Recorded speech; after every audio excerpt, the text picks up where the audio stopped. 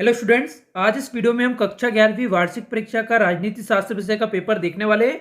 आपको सभी 23 क्वेश्चन इस वीडियो के माध्यम से बताए जाएंगे और साथ में सभी के आंसर्स भी इसी वीडियो में बताए जाएंगे। तो इसके लिए आपको वीडियो को शुरू से लेकर एंड तक देखना है, बिल्कुल भी स्किप नहीं करना है। सबसे पहला यहाँ पर हम आपका क्वेश्चन देखेंगे जिसमें आपको सही विकल्प चुनकर बताना है। तो यहाँ पर पहले क्वेश्चन में आपसे पूछा जा रहा है, संविधान का 42वां संशोधन किस वर्ष हुआ था, इसके बारे में पूछा गया है। तो यहाँ पर इसका सही आंसर है बा आपका रहेगा 1976 में। इसके बाद यहाँ पर नेक्स्ट क्वेश्चन है, इसमें पूछा जा रहा है मौलिक अधिकारों के संशोधन में सक्षम है। तो यहाँ पर आपका सही आंसर रहेगा आ वाला संसद।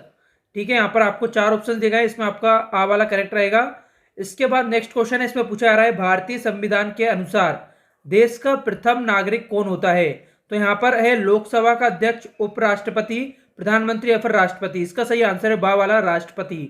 इसके बाद यहाँ पर आपका नेक्स्ट क्वेश्चन है, इसमें पूछा जा रहा है भारत का उपराष्ट्रपति किसका पदेन सभापति होता है।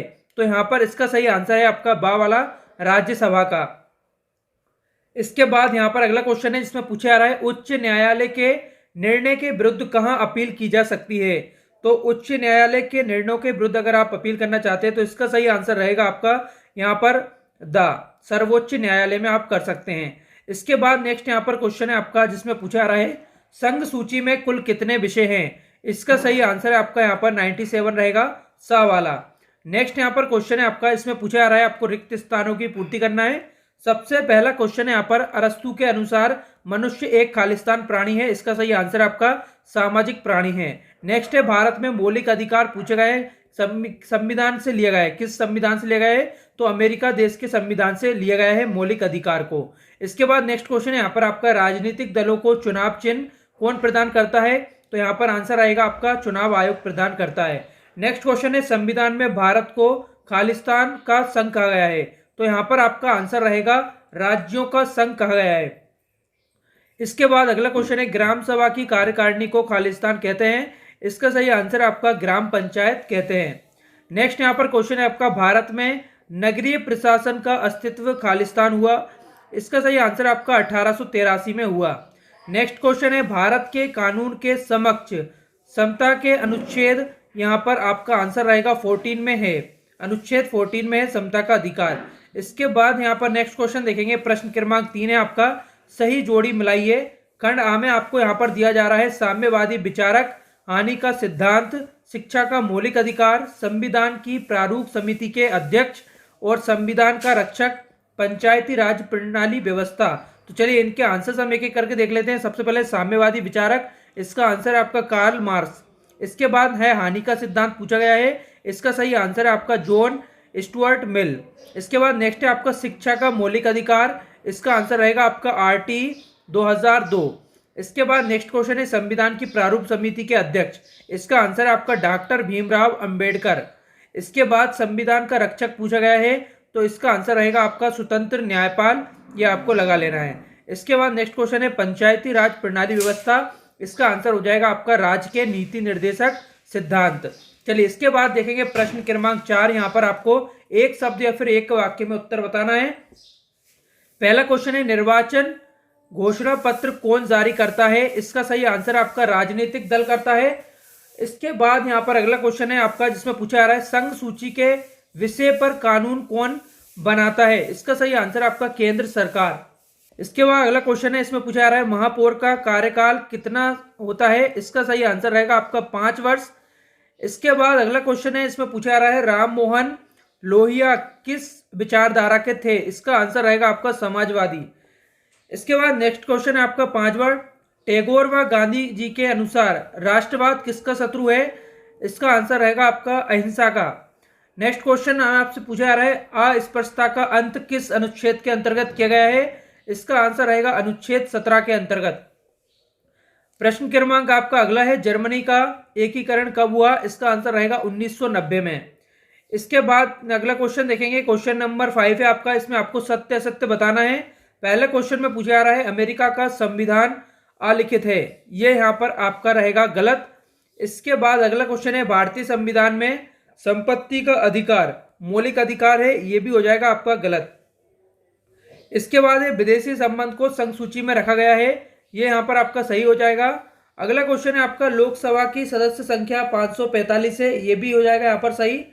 इसके बाद अगला क्वेश्चन है लीवर शब्द का शाब्दिक अर्थ है बंधनों का अभाव, ये भी आपका रहेगा यहाँ पर सही। अगला यहाँ पर क्वेश्चन है प्राकृतिक समानता जन्म से ही प्राप्त होती है, ये भी हो जाएगा यहाँ पर सही आपका।